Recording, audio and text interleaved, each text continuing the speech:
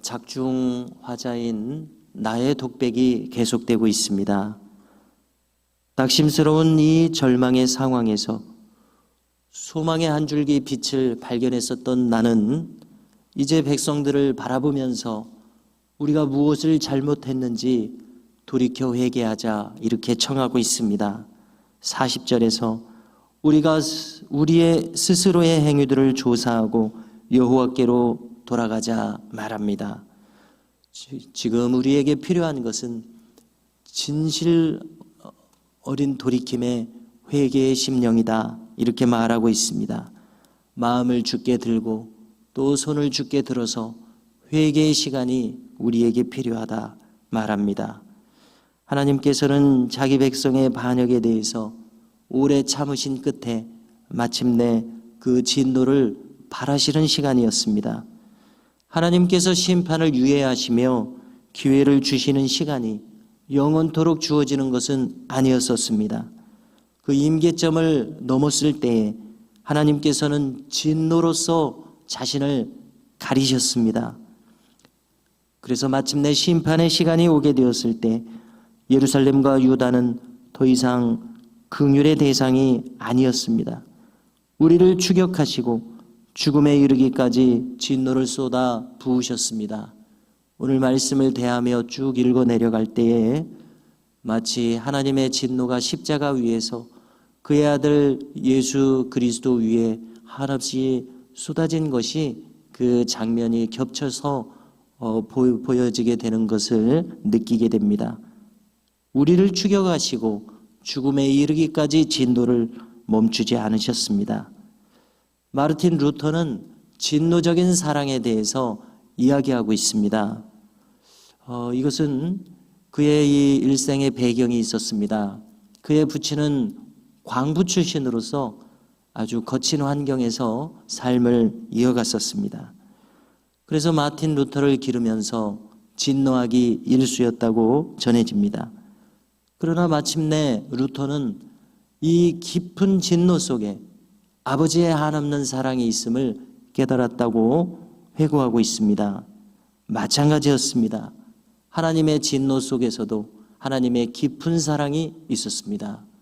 수도사로 수도원에 들어갔을 때에 한없이 회개하며 하나님 앞에 나아갔지만 하나님의 진노만을 느꼈을 뿐이었었습니다. 자신은 용서받을 수 없는 그러한 심령이었는데 용서받을 수 없는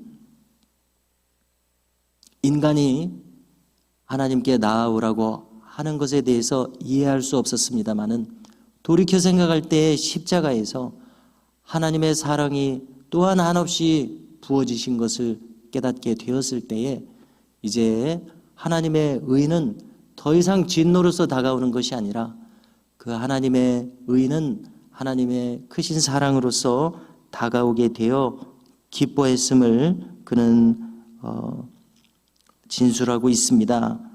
그야말로 하나님의 진노 속에는 더 깊은 하나님의 사랑이 있다 이러한 깨달음입니다.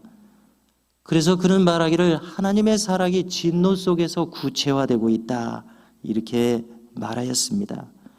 십자가는 진노를 받는 상징입니다. 그러나 그 십자가에 쏟아 부으시는 진노 속에 하나님의 더 깊은 사랑이 있다는 것을 우리도 신앙생활을 해 나갈수록 더욱 깊이 깨달을 수 있기를 간절히 바라게 됩니다.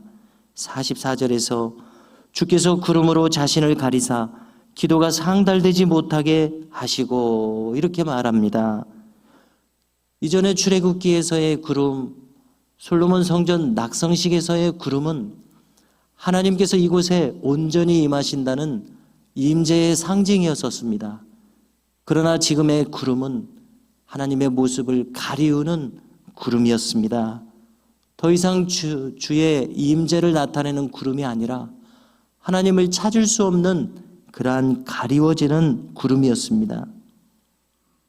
이전에 상징했었던 하나님의 임재가 이제는 이 구름에 막혀서 기도가 상달되지 못하게 하셨습니다. 이스라엘은 진작에 기도를 배웠어야 했습니다. 너무도 늦게 깨달은 진실의 시간을 맞이하고 있습니다. 영생의 시간이 있고 영벌의 시간이 있다고 할 때에 영벌의 시간이 처하여진 때, 그때의 기도는 이제 상달될 수 없는 기도입니다. 그때를 당하기 이전에 진작 기도를 배웠어야 했습니다.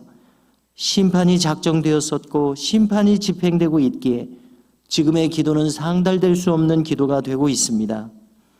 그래서 이 나의 눈으로 볼 때에 문나라 가운데의 이 이스라엘을 이제는 쓰레기로 삼으셨습니다. 폐물로 삼으셨습니다.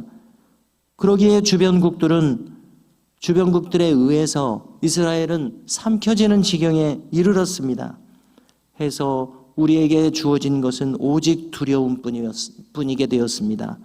함정과 파멸과 멸망만이 우리 앞에 놓여져 있는 시간입니다. 이러한 심판의 상황에서 보았을 때에 나 예루살렘은, 여기 나 예레미야 선지자이기도 합니다, 하염없이 눈물이 흐르고 있습니다. 내 눈에서 시내처럼 눈물이 흐르고 있다고 기록합니다. 그러므로 지금은 하나님께 이 진실 어린 눈물로서 회개할 시간입니다. 자기 스스로의 행위를 조사하고 회개할 시간입니다. 그래서 하나님께서 하늘에서 다시 우리를 살피시고 돌아보실 때까지 우리는 회개의 시간을 가져야 하는 때입니다. 왜냐하면 다시 진실을 찾아야 하기 때문에 그렇습니다. 누군가 회개에 대해서 이렇게 말씀한 것을 기억하고 있습니다. 회개에는 왕복거리가 필요하다. 왜냐하면 멀리 떠나간 만큼 다시 멀리 돌아오는 그 거리가 필요하기 때문에 그렇습니다. 하나님에 대해서 마음에서 멀어진 만큼 다시 돌이켜야 할 시간과 거리가 있기 때문에 그렇습니다. 이제 나 예루살렘은 나의 성읍의 모든 여자들을 내 눈으로 목도했을 때 심령이 상할 수밖에 없습니다. 왜냐하면 여인들은 아무리 구해도 음식을 구할 수 없습니다. 여인들은 학대를 당하기에 나의 심령이 상할 수밖에 없습니다.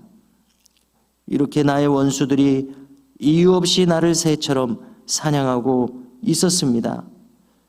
이제 예루살렘이 멸망하기 전에 예레미야 선지자는 극심한 박해를 당했었습니다. 그는 오직 하나님의 편에 서서 말했었기 때문에 그것을 반대하는 고관 대작들에 의해서 그는 극심한 박해를 당했었지 않았습니까? 그 시간을 생각합니다. 그는 구덩이에 던져졌었습니다. 돌로 내려침을 당했었습니다. 그래서 그 구덩이에 물이 넘치게 되면 그는 멸절될 수밖에 없었던 그러한 극심한 박해를 당했었는데, 지금 이스라엘이 그 멸절됨을 결국 피하지 못하는 이러한 시간을 당하고 있다는 것입니다. 심판받았을 때에 아프다고 부르짖는 것은 아직 진정 어린 기도가 아니었었습니다.